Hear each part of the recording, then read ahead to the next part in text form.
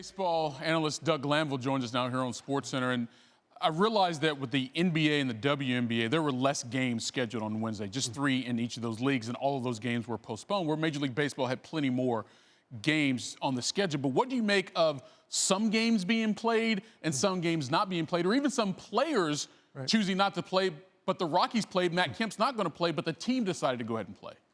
Well, you know, that's the challenge Major League Baseball has had, just trying to figure out how they're going to proceed in this sort of unified way, and also respecting each team's sort of sovereignty in a certain respect. And sometimes that could make sense, and there's times you're trying to figure out that clearly humanity is central to this, and that's something that everyone can get on board, and they can send that message more collectively. They'll probably think through this and try to figure out the next steps to figure out how to expand on it, or whatever they want to do in light of this, or at least as a result of this. And Major League Baseball has, certainly made attempts early on in the season. We saw the symbolism in the opening day with kneeling and Black Lives Matter, and now it's the actionable items that they're going to look to, and they want to make sure whatever choice they make, it's actually something that they can sustain and really make formative change. Doug, you've been around baseball longer than I have, and you realize as well as I do, though, that traditionally baseball has been a very conservative sport and a very conservative ownership group, especially when you compare it to the NBA. WNBA is not even a conversation. But now they are in this position where they are listening to their players, and they're putting these things in stadiums like Justice Equality Now. What impact do you think baseball can have in this regard and should have in this regard, considering the makeup of their teams? Well, it's significant because you're talking about a different kind of diversity when you compare the demographics, say, of NBA or NFL. Talk about players that are international, Latin America, from Asia, all over the world, and also the diversity within the American players.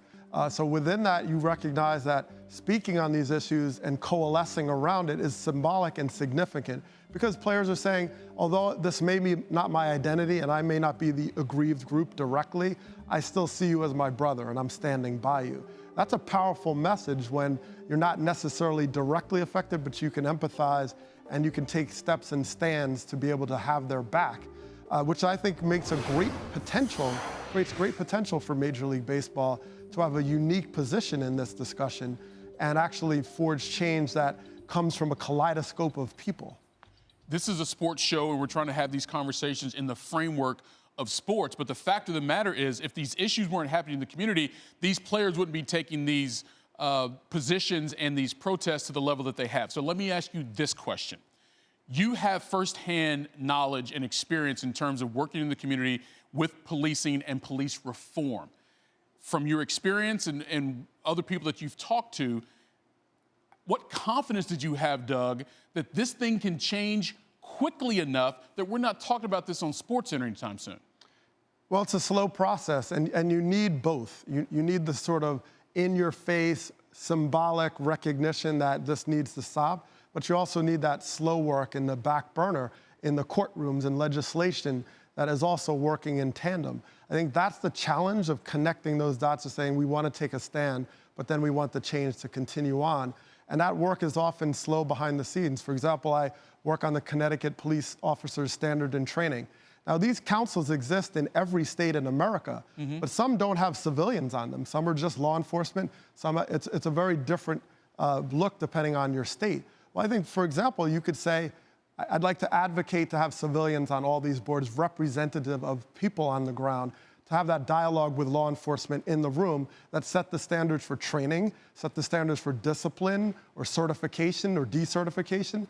So those are concrete examples. Now, that could happen simultaneously while you're also symbolically bringing the country around the issue to recognize this is what's happening, and we have now video to support it. It's like instant replay. You see it now, and you have context. And that's something that did not exist in policing, for example, in recent times. So with that said, let me pose a question that I posed to Stephen A. Smith a little bit earlier. It's one thing for the players involved, but oftentimes the most powerful people in these sports are the owners of these respective teams.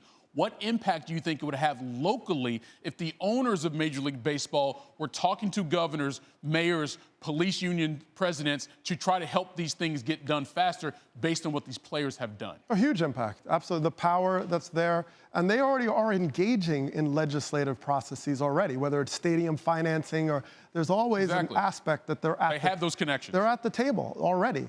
So now it's figuring out how to pivot to something that is significant, sustainable, unifying, and doing that work. But this is not uncharted territory when it talks about engagement. And these teams are iconic. They're representative of their communities. There's a respect. And I believe strongly that the alignment also is powerful when the Brewers and the Bucks, and you have all these teams within your community saying, wait, this is so much bigger than our sport. And sometimes sports gets compartmentalized because our baseball is different than basketball, and we understand there's different demographics, but at the same time, we're centering this around humanity. That is much more powerful in that form. I've always said sports is the most unifying aspect of our society.